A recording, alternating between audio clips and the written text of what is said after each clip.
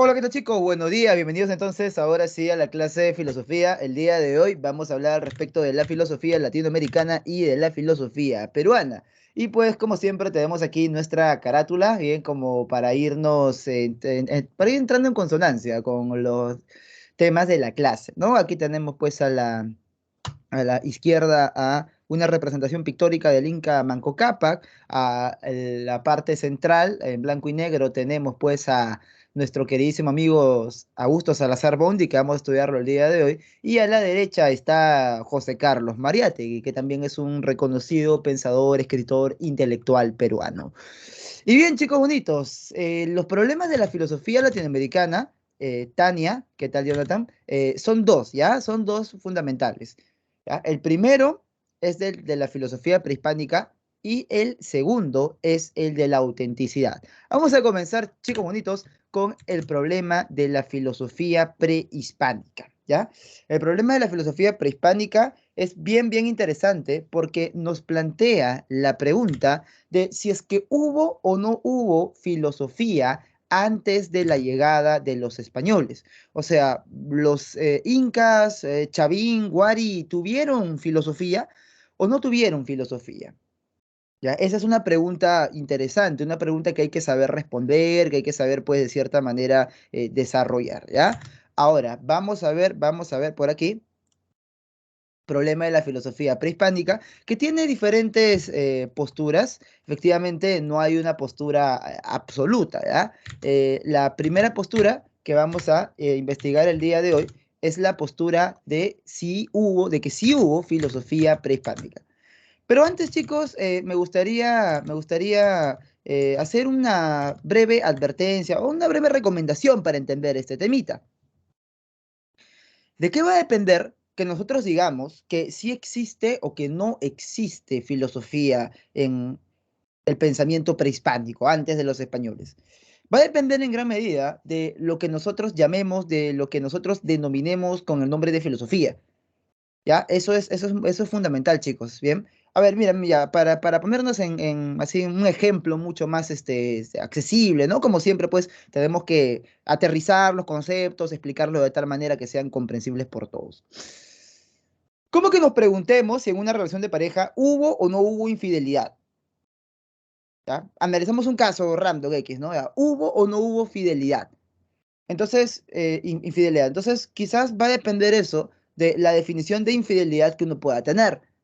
O sea, por ejemplo, ¿no? Si yo le pregunto a Fabiana, a Tania, a Asmir, a Jenny, a Odette, Brigitte, ¿a partir de cuándo consideran que una persona es infiel? Lo más probable es que no tengan la misma respuesta. Algunos dicen desde el pensamiento, algunos dicen desde que no le empuja a la chica cuando le habla, ¿no? No, si la chica le habla y él no le empuja, es infiel. Otros van a decir, no, es a partir de que se citan para verse a solas. Otros van a decir que es a partir de un beso o algo más fuerte. Entonces, hay distintas maneras, ¿no? De conceptualizar la infidelidad y también hay distintas maneras de conceptualizar la filosofía. Entonces, para saber si hubo o no hubo filosofía antes de la llegada de los españoles, vamos a tener siempre que dejar bien en claro qué es lo que nosotros entendemos por filosofía. ¿Bien? Eso es fundamental, chicos. Y efectivamente, Yesenia, esa pareja está en el siguiente problema que es de la autenticidad, pero vamos a proponerlo aquí. En torno al problema del pensamiento prehispánico, ¿ya? En torno al pensamiento prehispánico. Entonces, empezamos por la postura afirmativa, ¿ya?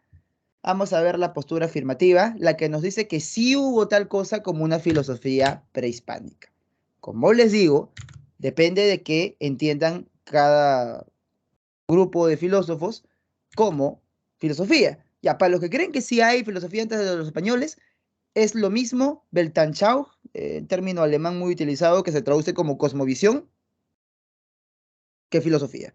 Ya, es lo mismo. O sea, todo aquel que ha tenido una cosmovisión, una manera de interpretar, una manera de entender el mundo, una manera de explicar el porqué de las cosas, tiene filosofía. Los pueblos antes de la llegada de los españoles tenían manera de entender las cosas, sí, de explicar las cosas, sí, por lo tanto, tienen filosofía. ¿Ya? Esa es la respuesta que te da esta postura llamada afirmativa. Bien. Filosofía igual Weltanschauung, cosmovisión, forma general de investigar la realidad. Aparte también hay ciertos argumentos como por ejemplo esto de la tecnología, ¿no? O sea, si es que ellos tuvieron, ¿ya? Si es que estos pueblos tuvieron, chicos bonitos, ese desarrollo técnico que hemos visto acá, por ejemplo, ¿no? A construir Machu Picchu no ha sido algo fácil, ¿ah? Déjame decirte. Entonces, pues deben haber tenido ciencia. Y si han tenido ciencia, la ciencia presupone la existencia de la filosofía. ¿Bien?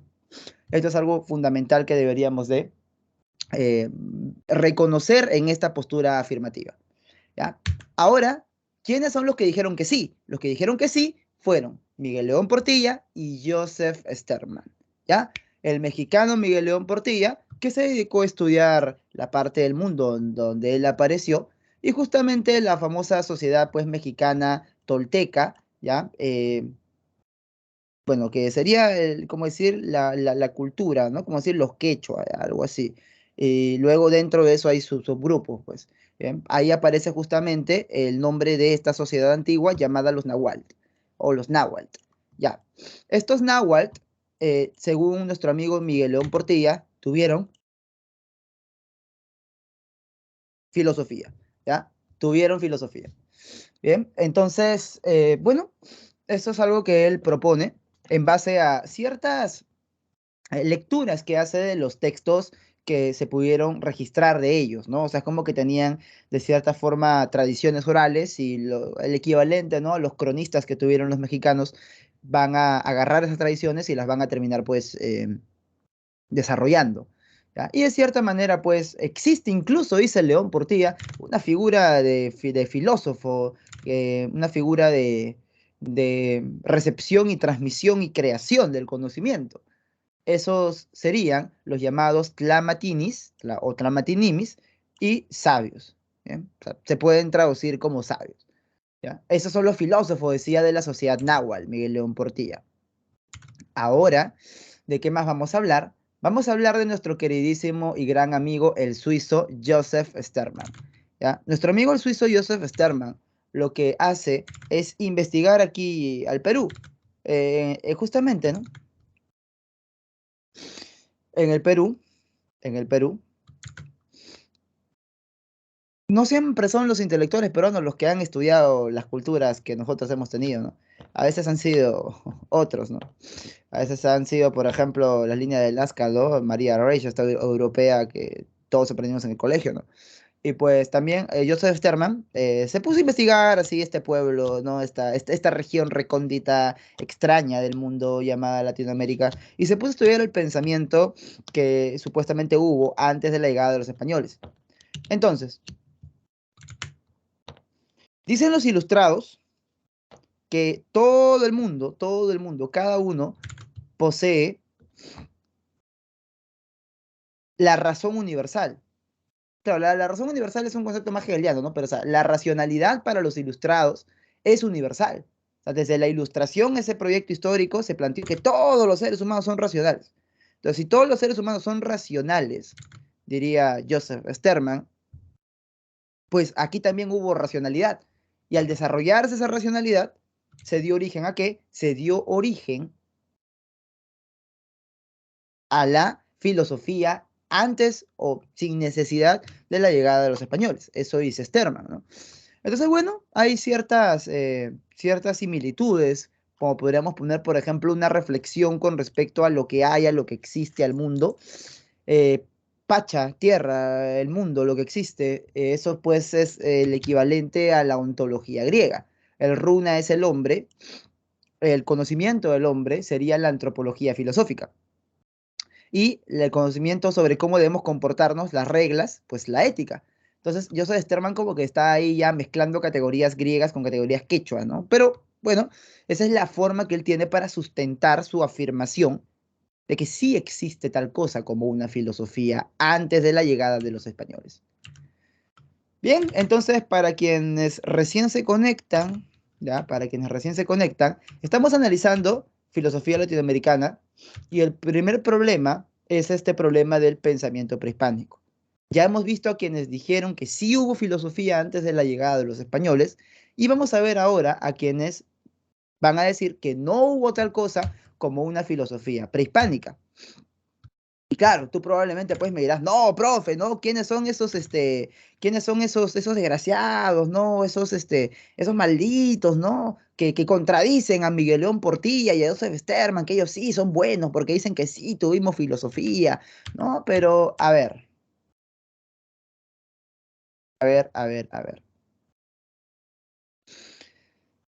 Esta es una representación de un clamatini o sabio que le imparte su enseñanza a los chicos, ¿ya? Le imparte su enseñanza. Pero si la transmisión de conocimiento es una condición que basta y sobra para que exista la filosofía, entonces hasta incluso algunos animales que se le pueden transmitir conocimiento, también tendrían filosofía. Otra, es lo que vemos acá.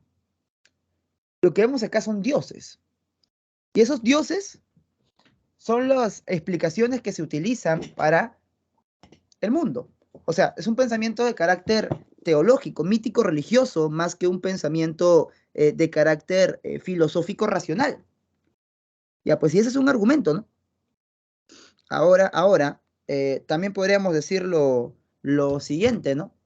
Mira, estas son gráficos de Huamampuma Dayala, y acá a la derecha, si te das cuenta, si haces un poquito ahí de esfuerzo, puedes leer que dice astrólogo, poeta que sabe del mundo, del sol y de la luna, y cielo, y hechos y norma, la sombra, ya hay más, ya no leo, ¿no? Porque no he sido entrenado en paleografía, que es la técnica para poder leer estas inscripciones antiguas. Pero X, no sé, o sea, se lee la primera parte. Astrólogo, poeta que sabe del mundo del sol y de la luna. Entonces, estos astrólogos, pues, existen en otras culturas, ¿no? Que no necesariamente hemos denominado con el nombre de filosóficas, ¿ya? O sea, sí hay un conocimiento que es valioso, obviamente, no es que sea algo despreciable, pero no es filosofía en sí misma. Y justamente los que nos dicen que no hubo filosofía prehispánica son estos intelectuales peruanos. O sea, justamente, ¿no? Uno de los pueblos que mayor cultura ha desarrollado antes de la llegada de los españoles es el Tahuantinsuyo, que pues somos herencia nosotros, ¿no? Las dos grandes civilizaciones de América, arriba también en México. Entonces, vamos a ver ahí, pues, ¿no? Vamos a ver ahí un quiebre, ¿no? Un debate. Y antes de pasar a la explicación, respondemos a la pregunta de Ariel. Me dice, los que decían que si había nacieron de esta corriente de grandes culturas versus pequeñas culturas. A ver. Claro, a ver, de grandes culturas versus pequeñas culturas. Eh, no, ya ahí podríamos hablar de una inconmensurabilidad, ¿no?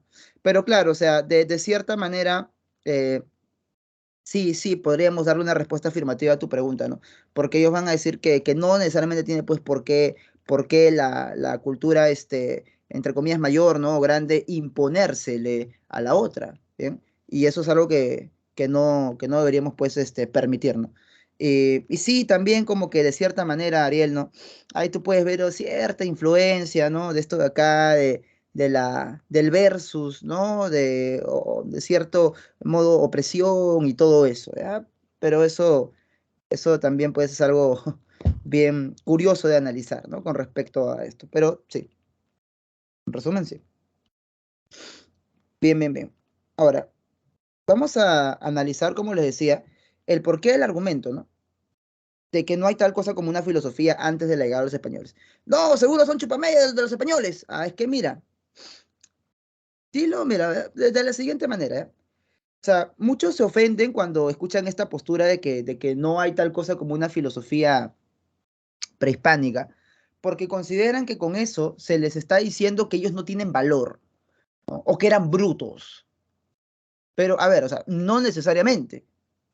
Mira, por ejemplo, algo que, algo de lo que yo me siento quizás hasta orgulloso, es de conocer el mercado tecnológico, o sea, yo he sido fan durante mucho tiempo de la informática y sé, por ejemplo, qué elementos son los que voy a usar a nivel técnico. La potencia de mi computadora está calculada en base a mis necesidades personales y también, por ejemplo, mi teléfono, ¿no? Entonces, yo sé que, o sea, a mí, ¿no? A mí, quizás haya alguien que sí, ¿no? Un productor de contenido, ¿no? Una persona que necesita ese tipo de máquinas, pero a mí personalmente no me sirve tener un teléfono de Apple, o sea, no me sirve tener un iPhone, ¿no?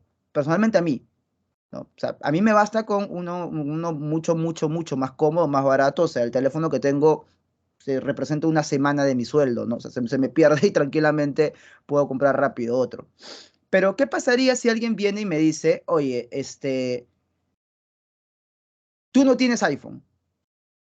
Mira, si yo me sintiese mal porque me dicen que no tengo iPhone, es porque en mi cabeza tengo la creencia que tener iPhone me hace valioso o que me hace más y que no tenerlo me hace menos.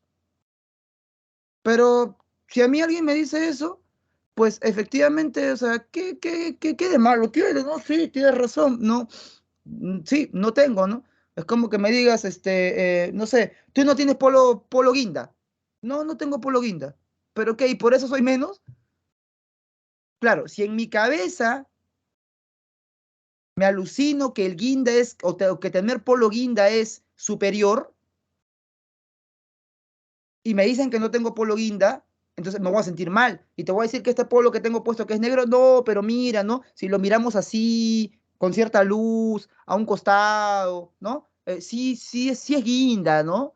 Porque al final el negro absorbe todos los colores y dentro de los colores está el guinda. Entonces, malabares mentales, ¿ah? Malabares mentales. Entonces, justamente esa es la postura de quién? Esa es la postura, pues, de Augusto Salazar Bondi sobre Villa de María Rivera de Tuesta. ¿Y quiénes son ellos? Profesores sanmarquinos. ¿Ya? Ellos son profesores de la Universidad Nacional Mayor de San Marcos. Si en algún lado se ha desarrollado la filosofía en este país, esa es la Universidad Nacional Mayor de San Marcos.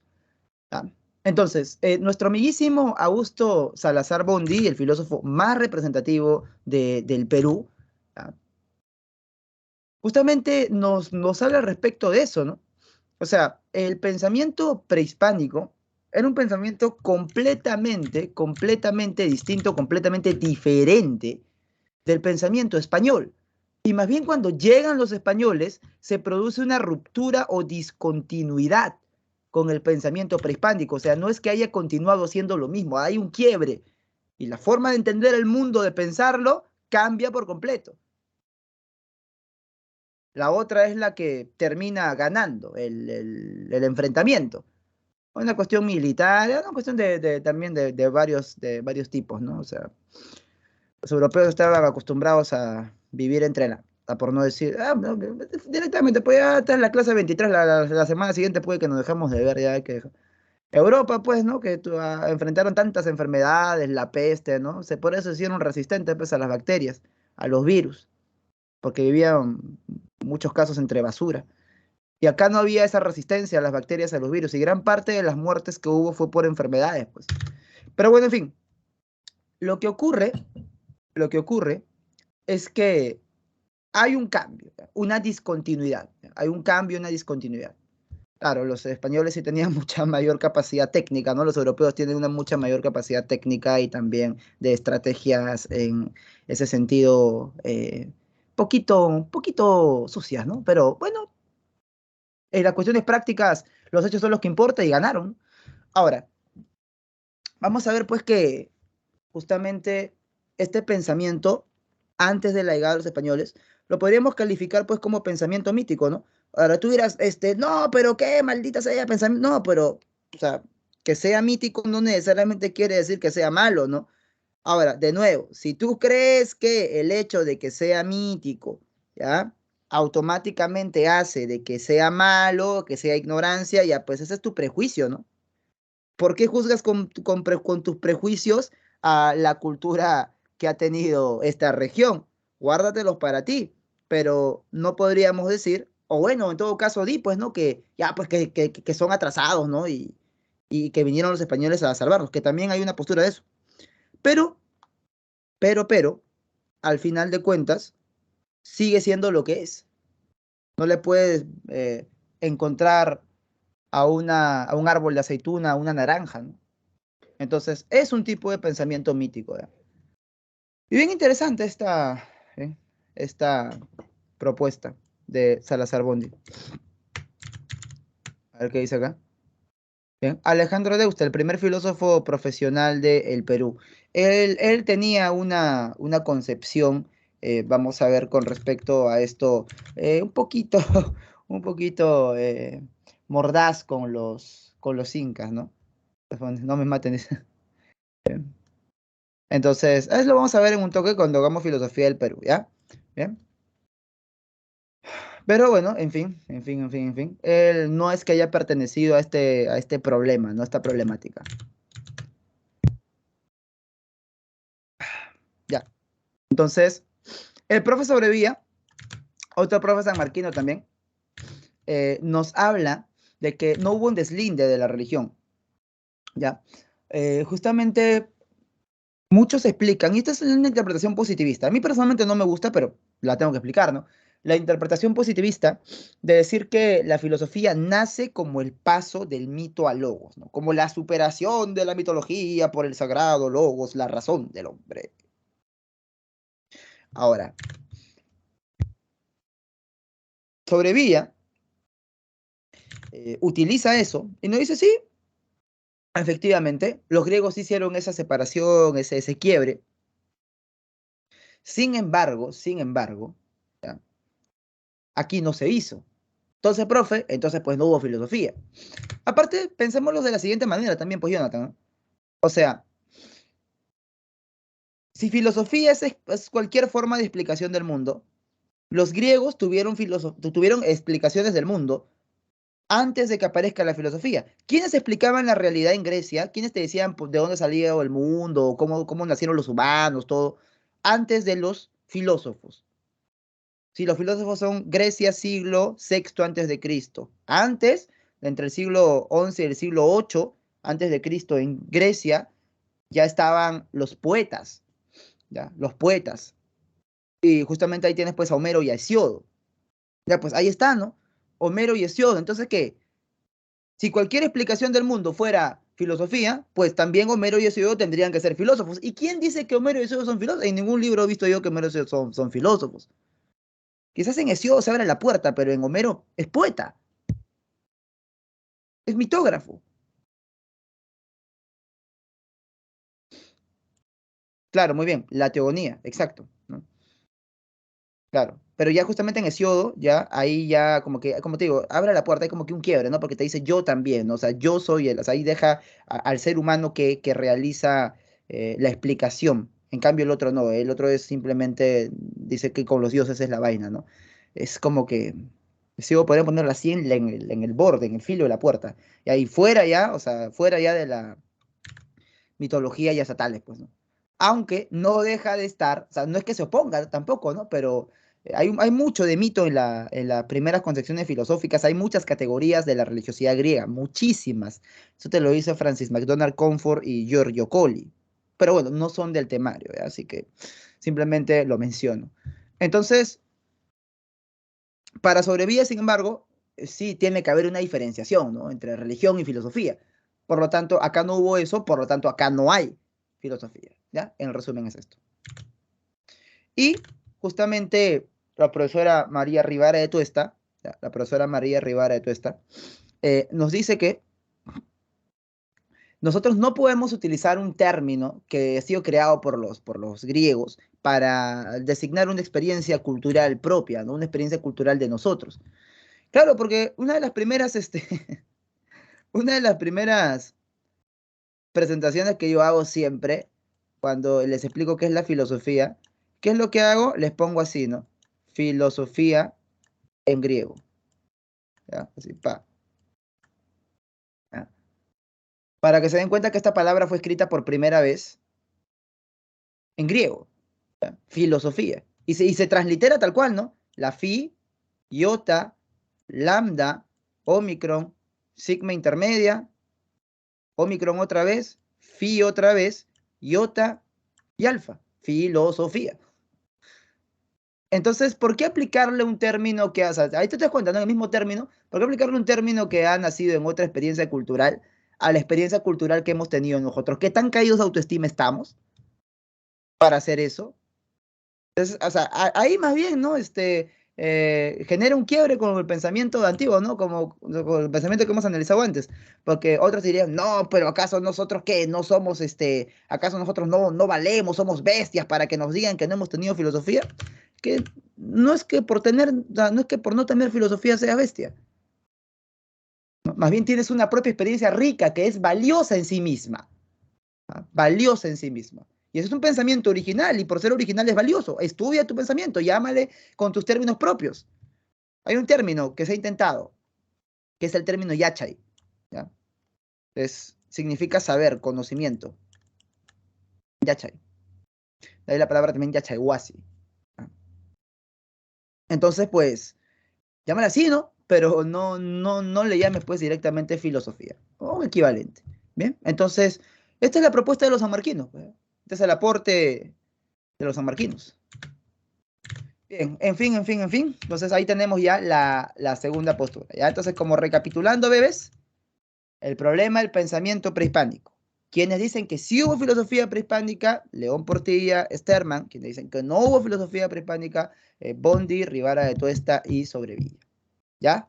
Hasta ahí cerramos esta preguntita. Bien. 12 en punto de la tarde. 12 en punto de la tarde. Ahí tienen a María Rivara de Tuesta y a el profesor Salazar Bondi. ¿Ya? Y justamente, aquí podemos ver una representación pictórica, un cuadro básicamente, de la llegada de los españoles al Perú, ¿no? Algo que yo siempre les comento a mis alumnos es que hay dos posturas con respecto a esto, ¿ya? Dos posturas con respecto a esto. Una postura, el llamado indigenismo, que en su vertiente extrema, ¿no? Es algo así como que ya los españoles tienen la culpa de absolutamente todos los males, ¿no? No, que solamente vinieron con el afán de destruir, de matar, ¿no? Que su hobby era matar indígenas, esto que el otro, ¿no? Y que si a día de hoy he fracasado en el trabajo, es por culpa de los españoles. Y también la otra vertiente, que son los hispanistas, que son menos, pero igual de radicales. Es decir, que no, que los incas comían bebitos, que gracias a los españoles tenemos civilización, tenemos cultura. Entonces, bueno, son posturas antagónicas, ¿no? Enfrentadas entre sí. Yo creo personalmente que las personas que estamos en esta época de la historia tenemos doble herencia cultural. O sea, eso también de que somos incas o somos españoles, eso es ya, podríamos decirle, una versión, pues, ¿no? Que tiende a uno o de los dos extremos, ¿no? O sea, esta clase está en castellano, ¿ya? Para empezar, ¿ya? Para empezar, esta clase está en castellano. Utilizamos categorías y conceptos europeos para pensar la realidad. Nuestra racionalidad sigue justamente ese proyecto de racionalidad europea. Claro, al menos pues aquí en las ciudades, ¿no? En provincia, en ciertos sectores, los pueblos que todavía conservan sus tradiciones, son más fuertes los patrones de pensamiento y eso hay que respetarlo, ¿no? Los patrones de pensamiento que provienen de antes. Pero todos ya abrazaron el cristianismo y el cristianismo es algo que se trajo de allá.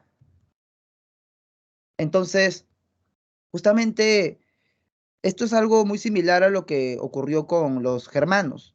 Los germanos estuvieron mucho tiempo resentidos con los romanos porque no, que esto que lo otro, ¿no? Porque los romanos pues eran el imperio, ¿no?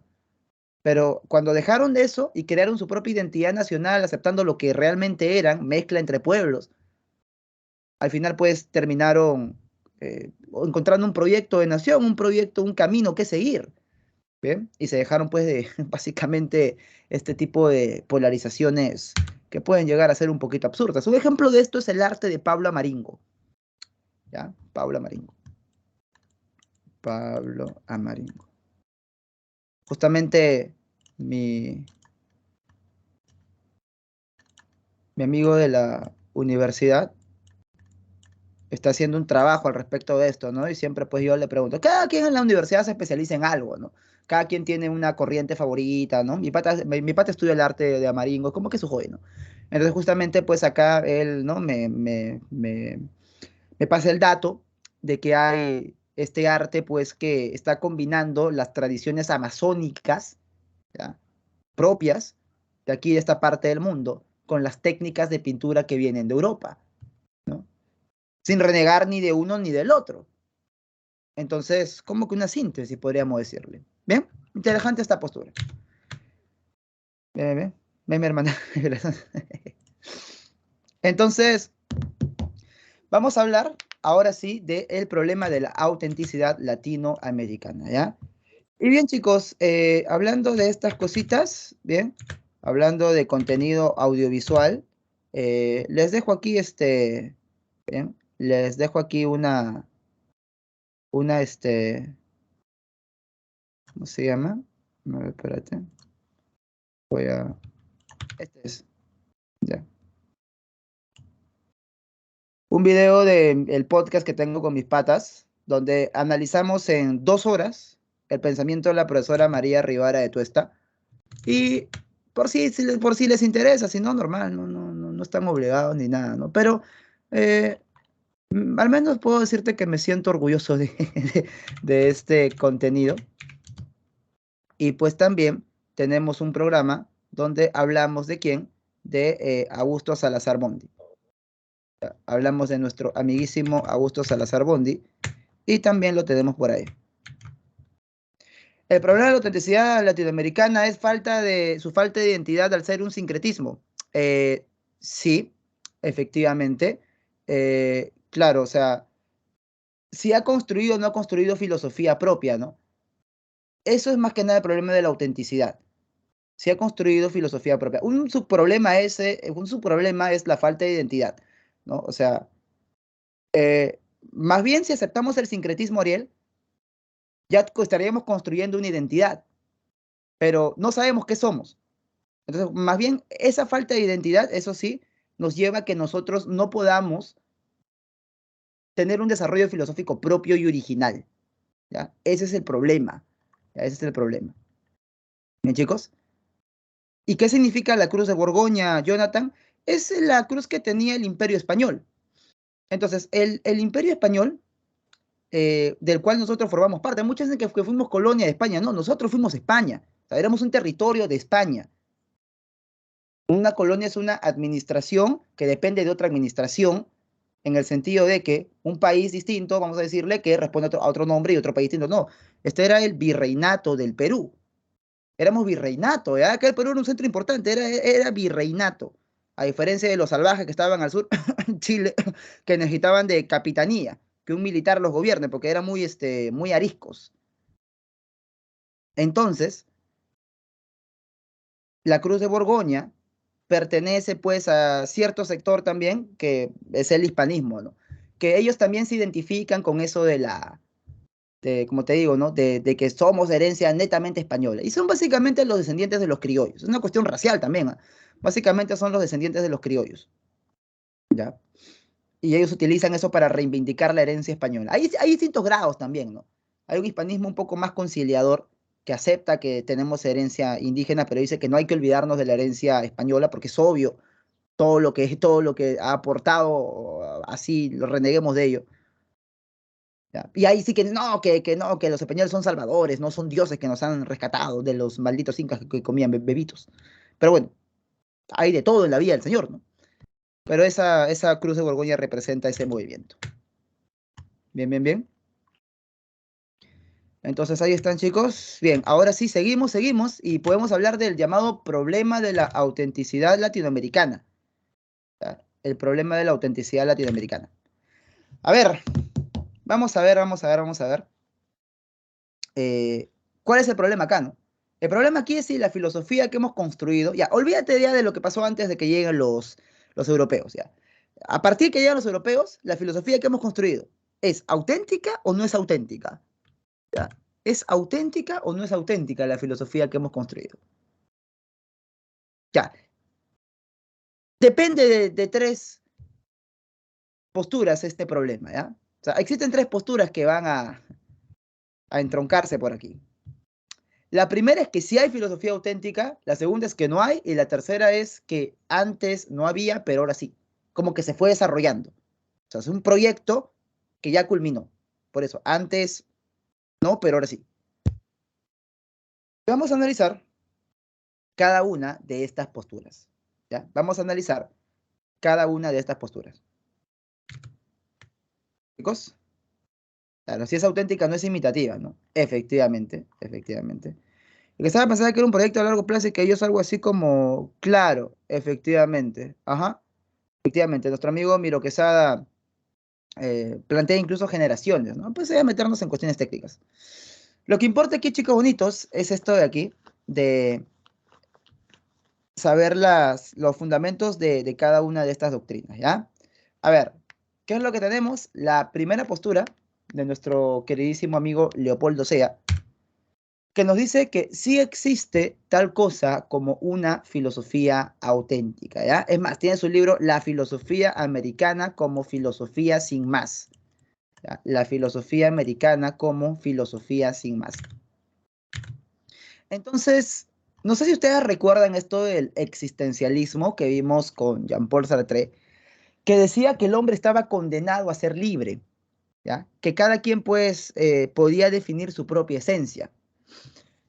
O sea, que no había nada predeterminado, que éramos nosotros pura libertad. Entonces, como somos pura libertad, nos diría Leopoldo Sea, pues también hemos tenido la libertad de desarrollar nuestros propios problemas, ¿ya? Nuestra propia filosofía, diría Leopoldo Sea. ¿Bien? Y ahí tenemos esto de los problemas que se han desarrollado por aquí. O sea, ya está bien, ¿no? ¿Existe una filosofía auténtica? Sí, existe una filosofía auténtica. ¿Y qué problema desarrolla esa filosofía auténtica acá en el Perú? Pues el problema del subdesarrollo. Y piénsenlo, pues chicos, ¿no? O sea, un finlandés, un alemán, no van a estar pensando en su subdesarrollo, ¿no? Sí o son países desarrollados. Un gringo no va a estar pensando en su problema de la dominación y liberación porque él no está siendo dominado, pues, ¿no? Él es un país dominante, el gringo viene de un país dominante. ¿Tá? Y también ningún alemán se va a detener a pensar sobre si lo que está desarrollando es filosofía auténtica o no. O sea, los alemanes simplemente piensan, no hacen filosofía y ya. No se preguntan de si somos auténticos o no somos auténticos. Entonces, como esos problemas solamente pueden darse en Latinoamérica, pues son problemas netamente latinoamericanos y por lo tanto son los grandes temas de la filosofía latinoamericana, que sí es original, que sí es auténtica. Bien, entonces eso es lo que dice Leopoldo Sea. Por eso le decimos regionalista, pues, porque cada sociedad genera su propio pensamiento de acuerdo con su propia realidad. Bien, ahí está. A eso le decimos regionalismo, ¿ya? Una postura interesante la de nuestro amigo Leopoldo Sea. Ahora, Leopoldo Sea tiene un texto que se llama En torno a una filosofía americana. Claro, él obviamente entiende americano como lo latinoamericano, ¿no? Cuando Leopoldo se dice americano, no se refiere a los gringos, ¿ya? Más bien los gringos son culturalmente europeos.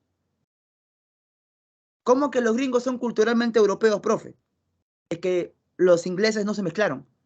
Muchos dicen, no, no, ojalá hubieran venido los ingleses acá, no seríamos más desarrollados. Sí, pero tú no existirías, porque los ingleses no mezclaron su sangre como los españoles. Allá no hubo mestizaje, allá sí hubo cacería, exterminio, ¿ya? Básicamente cacería, exterminio. Entonces, ahí sí podemos tener a una copia, ¿no? De Europa allá. Claro, a día de hoy, justamente, más bien está habiendo ya una despurificación, ¿no? O sea, es como que una... Primero, en los años 60, en los gringos comenzaron a aparecer los derechos civiles de la sociedad afrodescendiente, ¿ya? La población de color. y luego también comenzó a haber inmigración masiva al puerto de Nueva York, y luego que se repartieron a otros lugares. Tanto así que al día de hoy Florida es un estado latino allá en Estados Unidos. O sea, Florida, todo el mundo habla español, ¿no? O sea, si tú te quieres ir a practicar tu inglés a Estados Unidos, no vayas a Miami, porque te ven latino y hasta el gringo que tiene que trabajar allá tiene que saber español. Es como una especie de Latinoamérica Premium, ¿no? A ese punto ha llegado esa parte, ¿no? Porque hay otros lugares, en el sur, por ejemplo, ¿no? O ciertos estados un poco más tradicionalistas, que sí, ya esos son pues gringos, gringos, gringos, ¿no? Propios de esa cultura que ellos desarrollaron. Pero bueno, regresando a este temita, ¿ya? Regresando a este temita, eh, como tal no tienen, no, sí, claro, tienen una cultura bastante arraigada, ¿no? No, sí, sí, sí, más bien tienen. Y esa cultura pues la exportaron, ¿no? La llevaron allá y luego ya también tuvieron los gringos desde que se independizaron hasta acá una identidad propia también, ¿no? Sobre todo a partir de la Segunda Guerra Mundial, una identidad propia y fuerte. Entonces, vamos a ver aquí que Leopoldo Sea nos dice lo siguiente, ¿ya? Y por eso le digo, interpreten lo americano como lo latino y lo europeo como Europa más los gringos. Dice, el mal está en que sentimos lo americano, lo propio, como algo inferior. La resistencia de lo americano sobre lo europeo es sentida como incapacidad. Pensamos como europeos, pero no nos basta esto. Queremos además realizar lo mismo que realiza Europa. El mal está en que queremos adaptar la circunstancia americana a una concepción del mundo que heredamos de Europa y no adaptar esta concepción del mundo a la circunstancia americana. Ya, en este párrafo está lo central, ¿no? En esta oración está lo central. O sea, nosotros, en vez de utilizar las ideas de los europeos, adaptándolas a nuestra realidad, no, nosotros queremos adaptar nuestra realidad a sus ideas de ellos. Al revés, ¿bien? Al revés. Es como que, por ejemplo, eh, te compras un vestido, ¿no? No, ya, papi, te compras un pantalón, por ejemplo. Te queda un poco largo de las piernas, ¿no? Como que te sobra, ¿no? Como que una manga así, ¿ya? Entonces, en vez de modificar el pantalón, de remangarte el pantalón, o de, qué sé yo, pues, ¿no? De hacer algo como, por ejemplo, cortarlo, ¿no? Modificarlo, tú te pongas zancos, ¿no? O te cuelgues del techo para ver si es que te estiras, ¿no? O te pongas elevate shoes, ese tipo de cosas, ¿no? Entonces, no, pues, ¿no? Dice, de ahí que nunca se adapten las ideas y la realidad. Necesitamos de las ideas de la cultura europea, sí, pero cuando las ponemos en nuestra circunstancia, las sentimos grandes, porque no nos atrevemos a adaptar esas ideas a esta circunstancia. Las sentimos grandes y no nos atrevemos a recortarlas. Preferimos el ridículo de quien se pone un traje que no le acomoda. Y es que hasta hace muy poco el americano quería olvidar que era americano para sentirse un europeo más, lo que equivale a que un hijo olvidase que es hijo y quisiese ser su propio padre. El resultado tenía que ser una burda imitación. Y esto es lo que siente el latino, que ha tratado de imitar y no de realizar su propia personalidad. ¿Mm? ¿Qué opinan, chicos bonitos? Puntual, ¿eh? Entonces, también hay una crítica de Desea, ¿no? Tampoco que diga que somos todos originales, no. Más bien ahí está lo que tenemos que tratar de superar, diría Sea, ¿no? Y es cierto, esto concuerda con Montesquieu en que cada pueblo debe ser original, ¿ya? Por si acaso, Montesquieu también cree eso lo dice en el espíritu de las leyes. ¿Ya? Acá te marco la clave. Bien. Cada pueblo debe ser original. En eso está de acuerdo Leopoldo Sea y Montesquieu.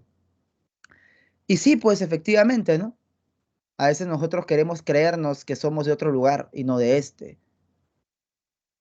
Y esto lo escribe en la época en la cual, acá está Leopoldo Sea, en la época en la cual los únicos que exportaban su cultura eran los europeos, además los países más desarrollados, y los gringos. sea, en los años 20 los gringos pues son la potencia dominante a nivel mundial, ¿no? Europa con sus museos, ¿no? Francia, Inglaterra con su reina, ¿no? Ah, ok, sí, pero los gringos eran, ¿no? Entonces, ahora que ya no hay ese mundo no, perdón, bipolar, que eran los gringos y los soviéticos, los que exportaban su cultura, ahora ya hay un mundo multipolar, que cada país más o menos desarrollado también quiere exportar su cultura, ¿ya? Ahorita vamos a hablar de eso cuando hablemos de Bondi, ¿ya? Pero Bondi, en ese punto estaría de acuerdo con Sea, ¿no? Que sí, pues nosotros tendemos a querer imitar. Pero Sea dice que la filosofía, pese a eso, sí es auténtica porque desarrolla temáticas propias y Bondi dice de frente que no, que la filosofía no es auténtica, ¿ya? Para nada, para nada, para nada es auténtica. Entonces, ¿por qué, profesor? Porque no hemos tenido la capacidad de generar un pensamiento propio. ¿Y a qué se debe? Se debe a la dominación, ¿ya? La dominación económica, creo que todos la entendemos, ¿no? Dominación económica. O sea, Perú no es que sea un país grande a nivel internacional, ¿ya? Somos un país pequeño, o sea, medio fuera del mapa, ¿ya? Quizás nos conozcan en España, porque somos Latinoamérica y los españoles ahora nos estamos conectando más con ellos también. Por esto del internet y que el idioma, ¿no? Mucho contenido pasa de acá para allá y de allá para acá. Pero te vas a otro país, por ejemplo, a Rumania, ¿no? ¿No? A Croacia, por ejemplo, ¿no? No te ubican. ¿Ya? Bien. Ahora, esto justamente nos lleva a que si, por ejemplo, ¿no? La OTAN o los chinos nos ponen algún bloqueo económico, nos vamos al tacho. Y la dominación cultural es mucho más fina de poderse explicar o mucho más difícil quizás de verse. ¿Ya? ¿Por qué, profesor? Porque no es algo tangible, material. O sea, la dominación económica, tú te das cuenta, efectivamente, pues, algo ocurre en la otra parte del mundo, qué sé yo, ¿no? Tu presi se mete a alguna fregada, ¿no? Y termina metiéndose en problema con algún proveedor o con algún comprador de algún producto importante. Baja la economía en el Perú en una. ¿Ya? Pero la dominación cultural, ¿bien? Dominación cultural, nos dice Salazar Bondi, ahora es un poquito más, más difícil de poder ver. Y les decía hace rato, antes solamente habían dos potencias, ¿no? En el siglo XX solamente habían dos potencias que exportaban su visión del mundo, los gringos y los soviéticos. Eso era lo principal, ¿no? Pero ahora se ha abierto un poco el mercado, hay como que más variedad para escoger. Están los rusos, ¿ya? Los rusos. O sea, mira, nada es casualidad, chicos. Las redes sociales son motivo de pelea entre presidentes. El gringo Trump quería prohibir TikTok, no porque sea loco, porque sea fascista, que es como te lo pintan los medios de prensa peruanos que solamente repiten la versión de CNN en español, ¿ah? Que es una versión sesgada. Lo hacía porque gran parte de la información de las personas en esta red llamada Douyin, que es TikTok, Douyin es en China, para Occidente es TikTok, manda las analíticas del comportamiento y los patrones de consumo de esta población, los patrones de pensamiento, qué piensa, qué intereses tiene la población. Y eso es un arma poderosísima, poderosísima. La información ahorita es la moneda de cambio, la data, le llaman el big data. Toda esa vaina importa, importa mucho. Entonces los chinos están exportando de cierta manera su cultura a través de eso. ¿Tú crees que su algoritmo no favorece contenido que les de cierta manera conviene? Obviamente. Y ahí tenemos otras potencias que también pelean a través de la transmisión, la difusión de su cultura por redes sociales. Por ejemplo, Rusia, con su canal RT. Por ejemplo, o también quizás, y hay mucho, mucho debate con esto, ¿no? Sobre las influencers rusas que le dicen a todos los latinoamericanos que todas las rusas están locos por ellos. O sea, eso genera cierta aceptación del país de donde vienen estas personas o de donde vienen estos contenidos. Porque ante un tratado de libre comercio, ante una compra masiva de armamento, que los rusos venden armamento a cualquier cantidad, tú vas a terminar apoyando o vas a tener en el imaginario popular de los diferentes países una base de recepción sólida. Y ni que hablar de Corea del Sur y ni que hablar de Japón. que lo están haciendo y lo están haciendo bien. El último en sumarse es Corea del Sur. Locos, la industria del K-pop, esto lo pueden investigar cuando ustedes deseen, si se meten a fondo chévere, mejor. La industria del K-pop está amarradísima con el gobierno, porque es la cara visible que ellos tienen ante el mundo. Y esa es la manera de exportar su cultura que ellos tienen. Cosa que en la mente de miles, millones de personas, coreano igual bueno. Y eso sirve un montón para los intereses de su país. Un montón. Y ahí tienes a personas que dicen, ay, me equivoqué de país. Yo debía haber nacido en Japón. Siento que no, yo en realidad debes... Oye, Japón no es lo que sale en los animes, por si acaso. ¿Eh? Japón es una sociedad del ultra rendimiento, donde tienes que cumplir con tiempos específicos, timings específicos. Si a los 18 años no estás, por ejemplo, en la universidad, o a los 20 creo que ya es lo máximo, chifa, chao. Si a los 30 no estás casado, no te suben de puesto en la empresa. Tienes que cumplir. Es extremadamente exigente. Y por eso es el país que más tasa de suicidio tiene, pues. Claro, capaz eso no sale en tu anime. Piensas que todas son waifus y todas las mujeres son perfectas o algo por el estilo. Ya, eso, ya, esa imagen es dominación cultural, pues. O cuando creemos que porque un gringo habla ya tiene la razón, o porque viene un embajador de la OEA, wow, debe ser bueno, pues porque míralo, no es de la OEA, es un organismo supranacional, wow, la ONU, deben ser buenos los de la ONU.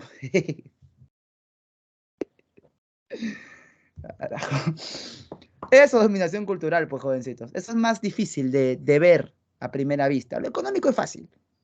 Ya, ahora, esta dominación deshumaniza, cosifica a los seres humanos. ¿Ya? Deshumaniza, cosifica a los seres humanos. ¿Bien? Ahí está, pues. ¿Bien? Y sí, ¿no? O sea, eso en el imaginario popular, ¿no? Está presente, siempre. Ahora, profe, usted odia, no, a mí me encantan productos de todo tipo, a mí me encanta, por ejemplo, no es que sea otaku, ¿no? Pero, o sea, algunos animes yo considero obras de arte, por ejemplo, Shingeki no Kyojin tiene una estructura narrativa, Ataque a los Titanes, ¿no? Tiene una estructura narrativa, o sea, que nada tiene que envidiarle a ciertas obras que son consideradas de la literatura universal, ¿ya? O sea, para mí el hombre que hizo esa obra, o sea, no tiene nada que envidiarle a escritores de talla internacional, tal, a la par. Es un grande, es un genio. Pero no por eso, pues voy a caer en esto, ¿no? Que les acabo de comentar. En fin. Ahora, justamente para liberarnos de esa dominación tanto económica como cultural, ¿eh? No, al contrario, y para mí el final es perfecto. Es un final trágico. A eso los griegos le llamaban tragedia. Nosotros en Occidente creemos que un buen final es un final feliz, ¿no? Para mí por eso, por eso es que justamente es chévere. Igual que Breaking Bad, por ejemplo. También, también es tragedia. También el personaje al final muere. Pero bueno, ya, ya son perspectivas de análisis literario, ¿no? Ya para gustos los colores, ¿no? Para gustos los colores, ¿no? Porque tampoco, no, Crimen y Castigo tampoco es que mucho, pues al final también, ¿no? Como que pucha. Pero bueno, en fin, no hay filosofía auténtica, dice Salazar Bondi, y por eso debemos construir una filosofía de la liberación, ¿ya? Una filosofía de la liberación. Ahora, lo que ocurre, chicos bonitos, es que Salazar Bondi dice, ¿no? Ya mira, si es que nosotros tuviéramos filosofía auténtica, entonces tuviéramos pues a españoles que nos están estudiando, a alemanes estudiando, un filósofo peruano o un filósofo latinoamericano de talla mundial, de talla internacional, que haya generado una revolución en el campo del conocimiento, una nueva ontología. ¿Y ha habido eso? No, dice Bondi. No. Claro, justamente, él, nuestro amiguísimo Salazar Bondi, ya, que aquí lo puedes ver, eh, está activo durante los años 60, ya, hasta el 74, porque fallece joven. Justamente, él pertenece, es como que el filósofo oficial, ¿no? Como así como Hegel era el filósofo oficial del Estado prusiano, Bondi era el filósofo oficial del gobierno de las Fuerzas Armadas Revolucionarias del general Juan Velasco Alvarado. ¿Ya? O sea, él era, de cierta manera, un pensador que llegó a tener un renombre en su momento. Y, más bien, nos dice nuestro amigo Francisco Miro Quesada Cantuarias, que la figura de Bondi es una figura paradigmática, una figura también paradójica. ¿Por qué, profe? Porque él dice que no hay filosofía auténtica, pero él está desarrollando filosofía auténtica.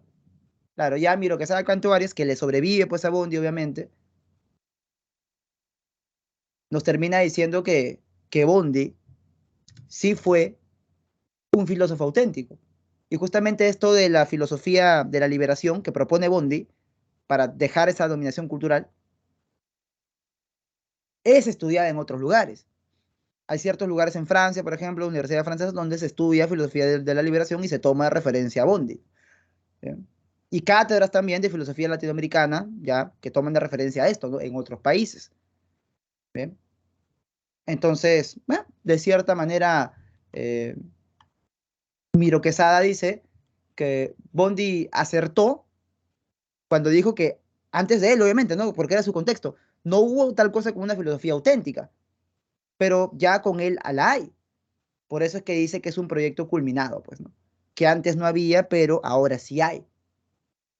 Eso es lo que dice Francisco Miro Quesada. Y claro, al principio los filósofos latinoamericanos no tenían tanto bagaje cultural, muchos textos no se habían traducido al castellano o se habían traducido mal, solamente repetían algunos resúmenes nada más, no tenían una propuesta propia. ¿Ya? Eso es lo que nos dice pues Miro Quesada Cantuarias. Entonces, ahí aparece esta propuesta, vamos a decirle sintética o tercera propuesta, ¿no? Bien. Bien, chicos, entonces hasta ahí la parte de la autenticidad. Para hablar ya de las últimas corrientes de la filosofía latinoamericana, ¿ya? Hay un argentino que alucina que es el continuador de la obra de Salazar Bondi, ¿ya? Porque él también habla de la filosofía de la liberación. Ah, bueno, algunos, sus amigos y su orgullo, lo reconocen como continuador de la filosofía de la liberación de Bondi. Bueno, ahí te lo dejo, ¿ya? Ahora, la teología de la liberación fue una propuesta bien interesante del padrecito Gustavo Gutiérrez Merino, porque él decía que la fe cristiana, ¿ya? Tenía cierta compatibilidad con la doctrina social de la iglesia. O sea, profesor, básicamente es una mezcla de socialismo con catolicismo, ¿ya? Eso es lo que es la teología de la liberación. Claro, muchos, por ejemplo, ¿no? Los del Opus Dei, pues se oponían, ¿no? Monseñor Cipriani, pues se oponía a esto, a esta teología de la liberación de Gustavo Gutiérrez Merino, pero por más contradictorio que le suene, si hay un punto en común entre entre el cristianismo y el socialismo, porque en ambos casos lo que se propone es un apoyo a aquello que es como que el desfavorecido, el pobre, ¿no? Y recuerde que el cristianismo nos dice que todos somos iguales ante los ojos del Señor. Y el socialismo nos dice que todos somos iguales, claro, ya no ante Dios, sino ante el hombre, ¿no? Entonces, igual ahí está esa pretensión de apoyo a lo débil y de apoyo al igualitarismo. Y en eso coinciden, ¿no? Entonces Gustavo Gutiérrez Merino dice pues que hay que erradicar esto de la pobreza, ¿no? Y la liberación integral de todas las personas. ¿Bien? Ahí está la doctrina social de la iglesia.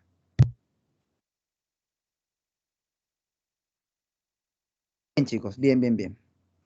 Ausch Bunge dice.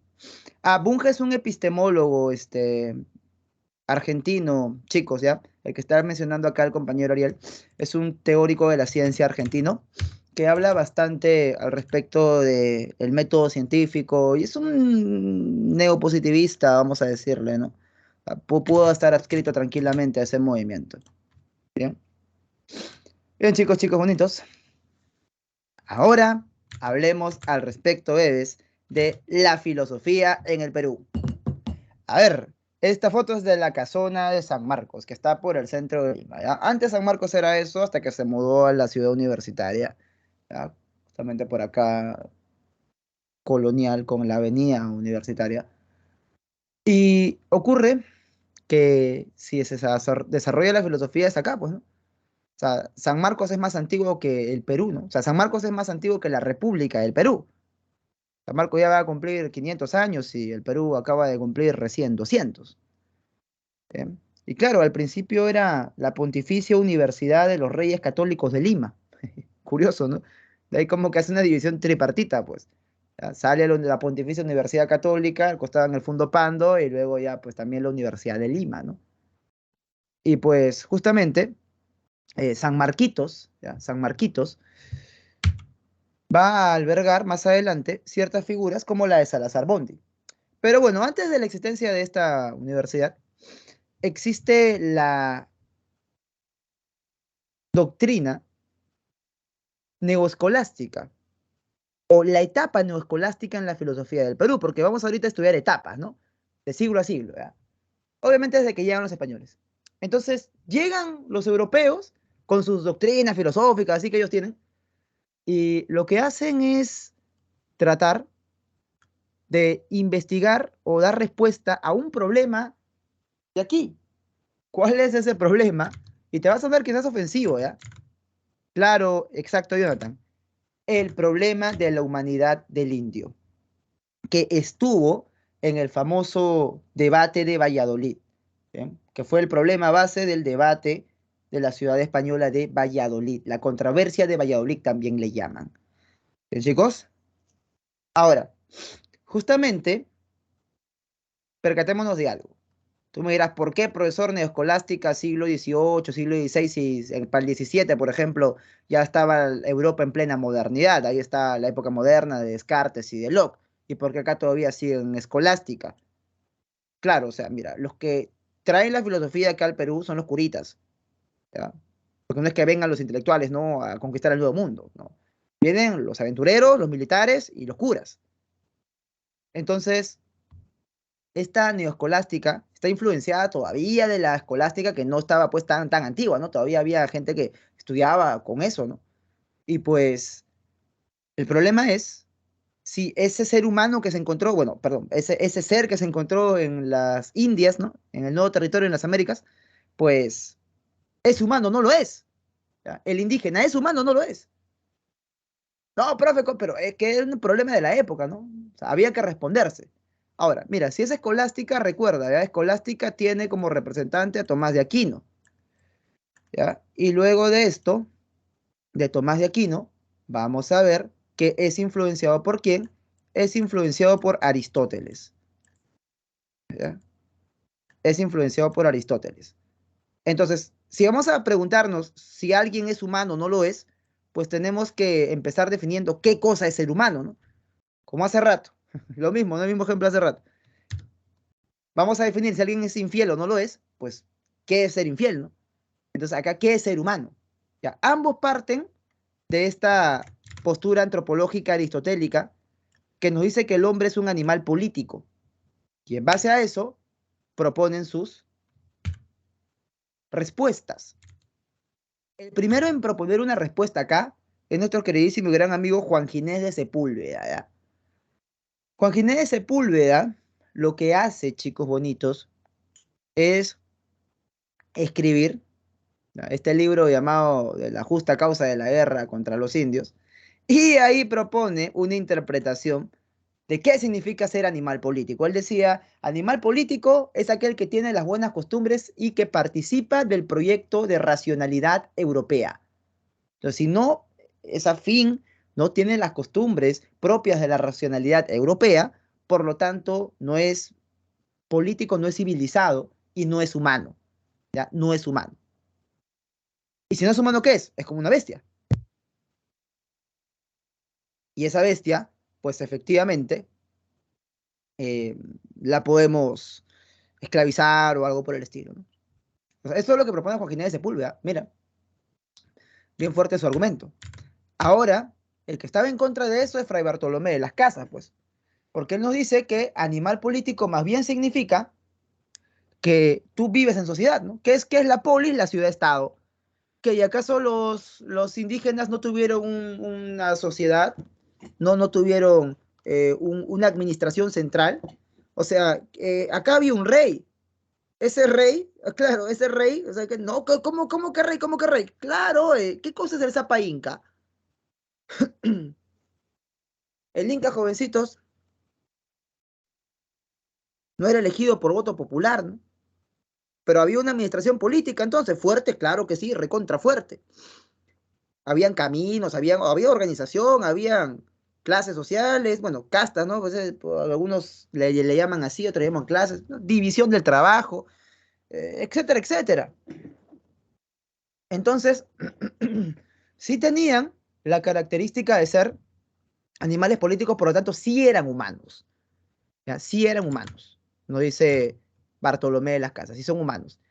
Claro, no como los españoles, tampoco dice Bartolomé de las Casas, ya pues para ceder un poco, ¿no? Son como que algo así los hermanitos menores de los españoles. Entonces siempre tienen que tener alguna representación, ¿no? O alguna forma de tutela, vamos a decirle, ¿no? Que un español los represente, ¿no? Y en eso se quedó, pues, ¿no? En eso se quedó, que el indígena sí era humano, pero era como que un menor de edad, ¿no? Como que menor de edad. Así como muchos de ustedes, ¿no? Menor de edad que todavía no, no puede firmar por sí mismo. Algunas cositas hay que ayudarle. Bien, entonces, esa es la propuesta, ¿no? Y bien curioso porque es un fray, ¿ah? Es un fray que utiliza también ciertos argumentos teológicos, ¿no? Cristianos, para defender que el indígena sí es humano. Y este argumento, pues, que ahorita es el del bautizo, ¿ya? Te saca la foto de mi personaje favorito, obviamente, el mejor personaje, el Capitán Levi. El bautizo, ¿por qué? Porque la iglesia, ya para ponerlo así como Bartolomé de las Casas, ¿no? La Santa Iglesia católica, apostólica y romana, ¿acaso va a bautizar perros? ¿Acaso va a bautizar bestias? ¿Qué me está diciendo, señor Juan Ginés de Sepúlveda? ¿Qué me quiere decir usted? ¿Que los curas que han estado realizando conversiones y bautizos han convertido animales? Si la Biblia dice que solamente los seres humanos pueden ser convertidos y la iglesia respeta lo que dice la Biblia, cuidado, ¿eh? Cuidado. Ya, pues ese argumento cristiano sirvió también para promover que el indígena sea humano, ¿no? Así que bajémosle un poquito el hate a la iglesia, ¿ya? En fin, en fin, en fin. Vamos a ponerle ahí a la ilustración, ¿ya? A la ilustración. A ver, ya para el siglo XVIII, los años 1700, ya hay una propuesta de libertad con respecto a las colonias, ¿ya? O sea, algunos pensadores se pegan con esto de que el ser humano es libre de manera universal, es racional, pues también nosotros tenemos que ser libres, ¿no? Ahora, hay muchos debates, ¿no? Al respecto de cómo se dio el proceso de la independencia. Algunos dicen que de pronto, no es lo que se enseña en el colegio, ¿no? Que de pronto vinieron los ilustrados, las ideas de la libertad y luego, ¿no? El peruano quiso ser liberado y sacó su banderita y que viva el Perú y todos aplaudieron en la patria y la libertad y hubo un sentimiento de unidad nacional en contra de los españoles opresores. Joder. Hay otra postura que no te habla de cómo el Perú ganó su independencia, sino más bien de cómo España perdió sus colonias.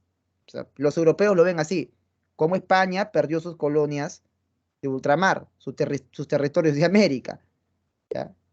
Y lo explican en base a factores como, por ejemplo, las invasiones de Napoleón, ¿ya? Que España estaba peleando una guerra por un flanco, y luego los ingleses le hacen la siguiente jugada. Mira, estamos en el siglo XVIII, ¿ya? Ya se está dando la primera revolución industrial, ya está, por decirlo de alguna manera, construyéndose, ya se está cuajando. Y los ingleses son los que se desarrollan. Ellos producen tela, cualquier cantidad, ropa, barata, mucho más barata de producir y de buena calidad, y no tienen mercado donde venderlo, porque la metrópoli española, o sea, España, la península, tenía monopolio comercial con estas regiones. Entonces, ¿qué ocurre? Ocurre que teníamos que, o sea, los ingleses tenían que romper el monopolio comercial para podernos vender cosas, si no nos podían vender cosas, no tenían dónde colocar su mercadería. Y por eso financian a un par de sicarios para que operen y conspiren contra la corona española que estaba debilitada, no tenía manera de defender estos territorios de esta parte del mundo, para que se pueda romper el monopolio comercial. ¿Y de dónde son estos sicarios? Son de Argentina, o de lo que era la Gran Colombia, ¿no? Bueno, ya es parte, ¿no? Lo que a día de hoy es Venezuela, Colombia. Porque justamente ellos, no es que no voy a utilizar la palabra envidia, pero no les convenía Lima. A ellos no les convenía el virreinato del Perú. Ellos detestaban Lima, porque en Lima estaba la mayor riqueza. En Lima estaban los mayores monopolios comerciales. Acá tenía que llegar acá todo. Entonces, había como un amarre bien fuerte que se tenía que desenvolver. Y a ellos les convenía, a los argentinos les convenía, cuando los del Virreinato de la Plata, que caiga justamente el Virreinato del Perú. Si el Virreinato del Perú no caía, se podía rearmar el ejército español y regresar y reconquistar el territorio. Entonces, tenía que caer sí o sí el Virreinato del Perú. Y ese fue pues el último bastión de España acá en esta región del mundo. Ya, pues, y esos sicarios, quizás ya te suenan sus nombres, ¿no? San Martín y Bolívar. Profe, la independencia del Perú y mi bandera no fue porque a San Martín se le vino en un sueño mientras descansaba en una palmera en Pisco y soñó con la pareja. Qué bonito cuento, ¿no? Qué bonito y qué romántico ese libro, esa narración, ese anime. Bien, bien, bien. Los indios no son humanos porque poseen capacidad de autogobernarse. No, justamente lo estaba leyendo en estos días, Jonathan, y dice, no, los indios sí tienen gobierno, pero no tienen buenas costumbres. Su gobierno mata gente, hace sacrificios humanos, mata niños. Eso es lo que dice bien, Sepúlveda. La guerra justa es lo que dice Sepúlveda que, o sea, la guerra que se libró o sea, de los españoles contra los indígenas, algunos decían, no, no, no está justificada, y otros decían, sí, está justificada. Ya, pues, sobre la justificación de la guerra, ¿no? Luego decían, no, déjalo, ¿no? O sea, ya que sigan en su pueblo, ¿no? ¿Por qué tienes pues que someterlo, ¿no? ¿Por qué tienes que adueñarte de sus cosas? Y justamente Ginés de Sepúlveda decía, no, es justa la guerra, ¿no? Básicamente masacrarlos. Él sí proponía eso, ¿no? Pero Bartolomé de las Casas hizo que esto no sea igual pues que en el caso de los ingleses. Y yo sé, de paso los españoles ya también pues se comenzaron a mezclar, ¿no? O sea, estuvieron con las indígenas, ¿no? Y ya pues, o sea, pues no eran aventureros, ¿no? Y son humanos y pues se mezclan y nacen sus hijos y, oye, y mi hijo, o sea, al final de cuentas es mi hijo, ¿no? Pero es mestizo, pero es mi hijo, pues, ¿no? Ya tiene ciertos derechos, todo eso también, ¿no? Hay un cierto sentimiento de patriotismo por las reuniones indígenas y las criollas. Claro, justamente esto es lo que dicen, ¿no? Pero estas de las reuniones indígenas, por ejemplo, Tupac Amaru, hay múltiples interpretaciones también de Tupac Amaru, ¿no? Hay quienes dicen que se estaba luchando contra la opresión, esto que el otro, hay quienes dicen pues que lo que hizo fue asarse porque los impuestos para tener a sus, o sea, decirle prácticamente siervos, se lo estaban incrementando, ¿no? Que fue más una cuestión fiscal de conveniencia personal que un sentimiento de patriotismo o sentimiento de libertad, ¿no? Pero bueno, o sea, ya eso son interpretaciones de la historia, ¿no? Eso es mecha de historiadores, ¿eh? Porque al final de cuentas nosotros sabemos los hechos, pero no por el hecho de que sepamos los hechos, significa que vamos a tener la interpretación del hecho. O sea, mira, tú ahorita me ves con polo negro, ¿no? Ya, ese es el hecho, estoy con polo negro. Ahora, ¿por qué? Está sujeto a interpretación. Capaz alguno, no, yo lo vi al profesor Muñante y hoy día está de luto, a alguien se le murió. ¿Cómo sabes? La prueba es que tiene polo negro, pues tú estás interpretando lo que pasa en mi cabeza. Y eso ya tiene ciertos detalles, ¿no? Así que cuidado con la historia, cuidado con la interpretación de la historia. Siempre va a ser interpretativa, ¿ya? El hecho es que estoy con polo negro. ¿Ya? ¿Por qué? Pueden haber múltiples motivos. Bien, bien, bien, bien, bien, bien. Entonces, claro, esa versión que tú me pones es la que apoya, pues, justamente esta versión que de cierta manera trató de caricaturizar, ¿no? Y lo siento por eso, ¿ya? Y lo siento por eso. Pero bueno, cada quien es libre de ver la interpretación que le parezca conveniente. ¿Cómo se llama este historiador? Depen- Justamente en julio, con mis patas este, hicimos una transmisión de esto de acá. Te lo digo por si te interesa una postura diferente.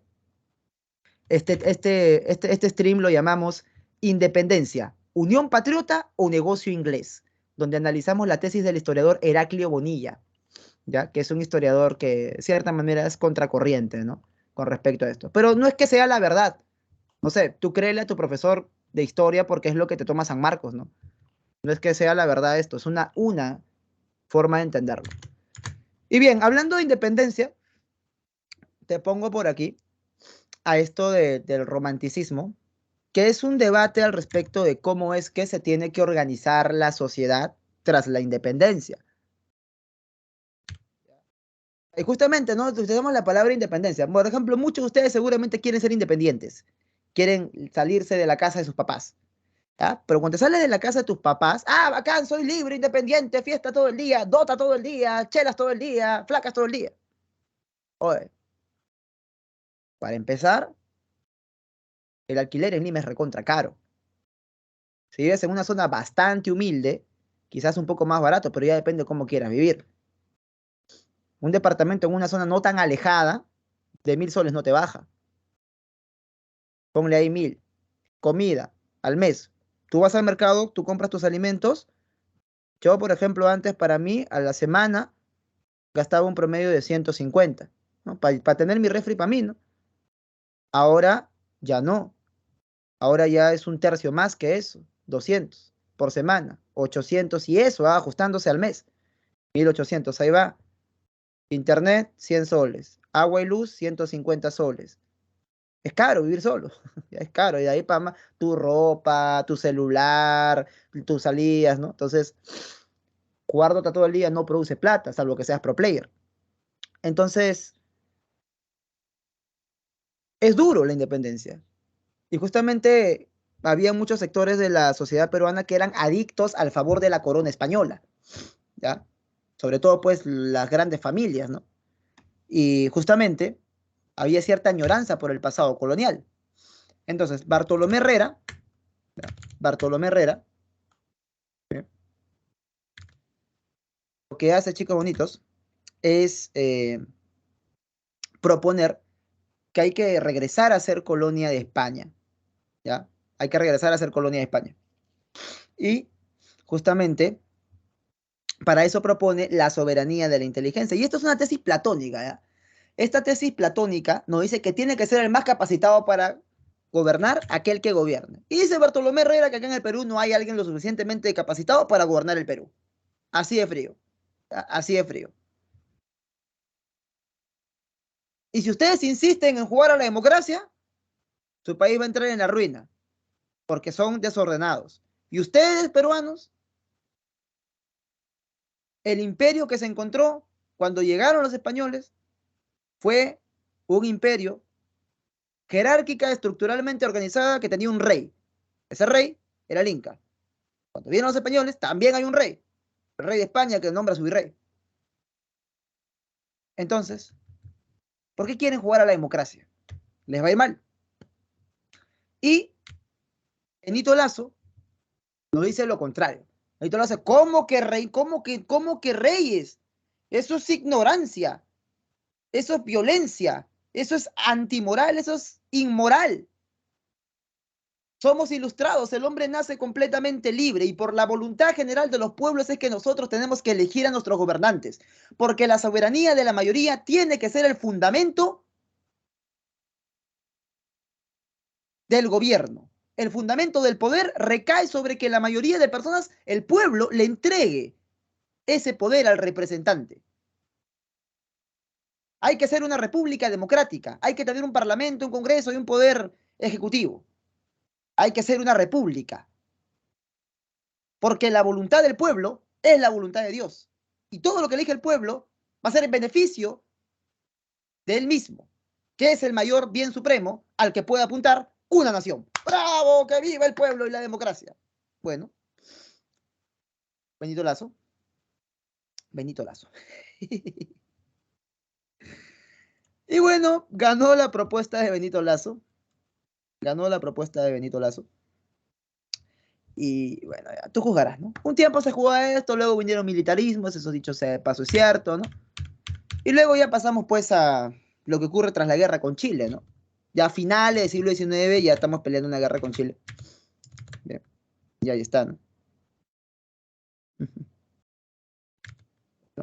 Curioso, ¿no? Curioso. Perdimos la guerra con Chile y en el periodo de reconstrucción nacional ya van a aparecer propuestas como la del positivismo, por ejemplo, que nos dicen que hay que utilizar la ciencia para lograr el progreso, pues ya.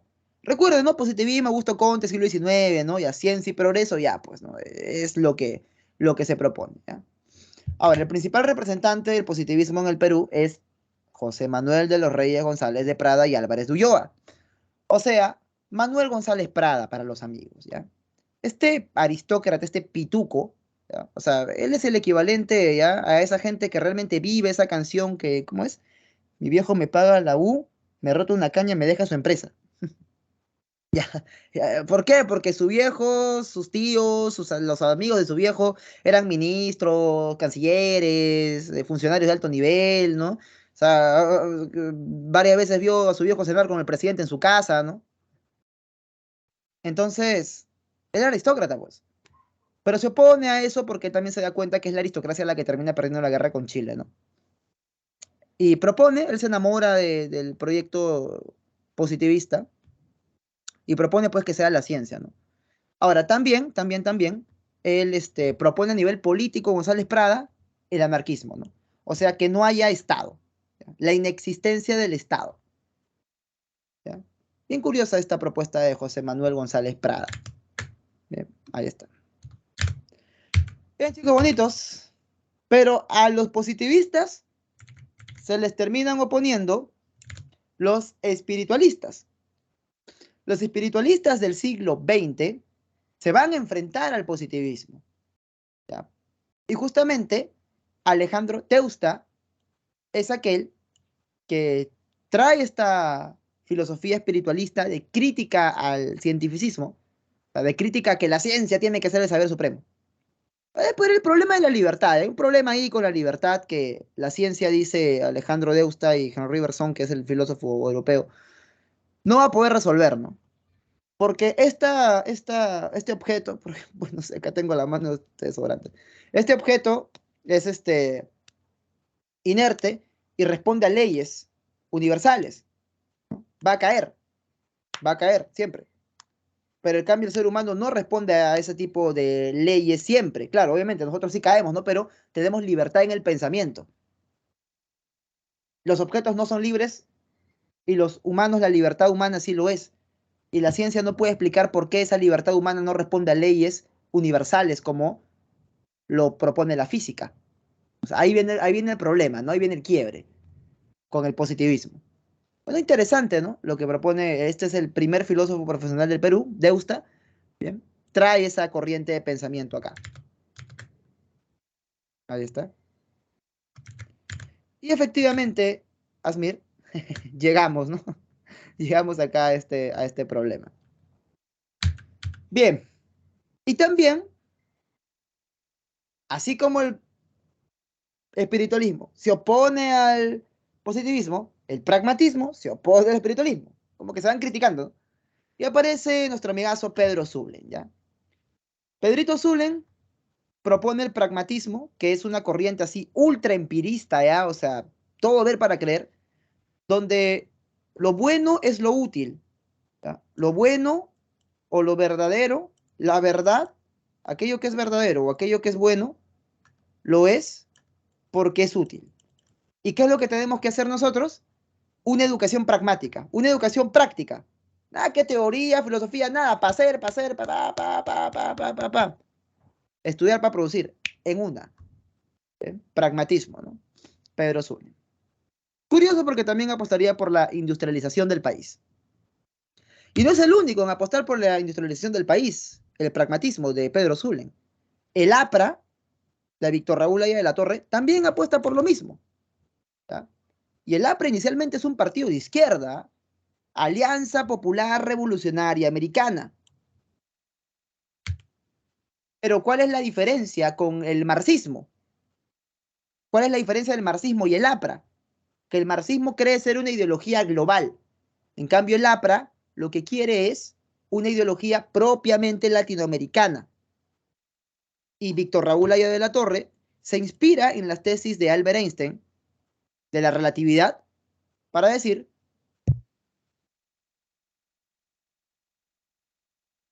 que el espacio y el tiempo son relativos, obviamente, como decía Einstein, y también si el espacio y el tiempo son relativos, la geografía y la historia, ¿no? Geografía, espacio, historia, tiempo, también son relativos. Latinoamérica está en su propia historia. No tiene por qué compararse con la historia universal, que es en realidad la historia de los europeos. Tiene que generar su proyecto propio, haciendo, enfrentándose entre el imperialismo yanqui, uniéndose a América Latina, industrializando la tierra, todo esto, ¿no? Y solidaridad con los oprimidos. ¿Ya? Efectivamente, el primer gobierno de Alan García propone política de izquierda, estatizó la banca, ¿ya? Y son muchas cosas típicas de gobiernos de izquierda y pues ya sabes la economía con la que terminamos. Fatal, fatal, fatal. O sea, nosotros ya fuimos Venezuela. Y pues luego para el segundo gobierno Alan se corrige, ¿no? Y dice, ya no soy así, ¿no? Si lo que funciona en el mundo, si lo que trae riqueza es la economía de libre mercado, pues habrá que usar eso, ¿no? Y dice José Carlos Mariátegui que no, que el aprismo está mal, que hay que seguir el marxismo, marxismo-leninismo, pero él aplica el marxismo a la realidad peruana. Esos son justamente los 7 ensayos, pues. Los 7 ensayos son una visión marxista del Perú. O sea, si te quieres volver siendo peruano rojo, marxista, lee los 7 ensayos. Es personal, ¿no? Si quieres, normal. Pero él daba una propuesta, y es que el Perú no es industrializado para volverse de frente comunista. El Perú tendría que pasar de ser semifeudal y semicolonial a ser comunista. Ya, y ahí viene el detalle, pues, ¿no? Ahí viene el detalle. ¿Ya? Entonces, es una propuesta propia, muy inteligente José Carlos Mariátegui en hacerlo. Y finalizamos hablando de lo último, pues lo que pasó en los 90, ¿no? Donde se propone una propuesta de liberalización de la economía, una propuesta liberal, y una propuesta, pues, de corte marxista comunista, ¿no? Justamente la revolución se da en un partido marxista, leninista, maoísta, que él mismo decía, la cuarta espada, pensamiento guía del camarada Gonzalo, que utilizó acciones terroristas, el doctor en filosofía, Víctor Raúl, no, Abimael Guzmán Reynoso, ¿ya? Abimael Guzmán Reynoso, pues, efectivamente ya sabemos lo que pasó, quién ganó, y a partir de aquí, ¿no? A partir de los años 90, fíjate tú cómo es que crece el PBI. Bien, los datos son datos y no interpretaciones. Bien, chicos bonitos, nos vemos la siguiente semana para finalizar con el ciclo. Conmigo hasta acá. Nos vemos. Cuídense, como siempre, un gustazo. Son un excelente salón, ¿eh? Se me cuidan. Muchas gracias y hasta pronto. Chao, chao.